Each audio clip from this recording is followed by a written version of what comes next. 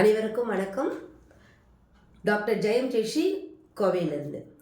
இன்றைய பதிவு பெண்கள் எல்லாரும் பார்த்தீங்கன்னா சாமி கும்பிட்றது எப்படி, நாங்கள் எப்படி வழிபடுறது, ஒருத்தர் ஜபமாலை வச்சு வழிபடுறது எப்படி, இல்லை ருத்ராட்ச மாலை வைக்கிறதான்னு பார்ப்பீங்க.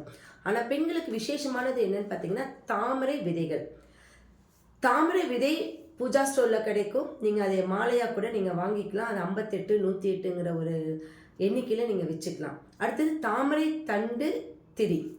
தாமரை தண்டு திரியில் நீங்கள் ஒரு விளக்கு போட்டு அதற்கு முன் ஒரு மகாலட்சுமி படம் வைத்து இந்த தாமிரமணி மாலையை நீங்கள் வச்சுக்கிட்டு உங்களுடைய கவுண்டிங் இப்போ 48 58 இந்த மாதிரி கவுண்டிங்கில் நீங்கள் ஏதாவது ஒரு மந்திரம் இல்லை உங்கள் குலதெய்வத்தை நீங்கள் நினச்சி அதை நீங்கள் வேண்டிட்டு வரும்போது உங்கள் கிட்ட மகாலட்சுமி அப்படியே தங்கிக்குவாங்க. ஏன்னா தாமரை என்பது மகாலட்சுமியோடைய அம்சம்.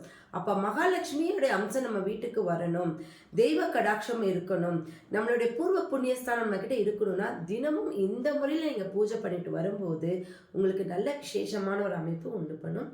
நன்றி, வணக்கம்.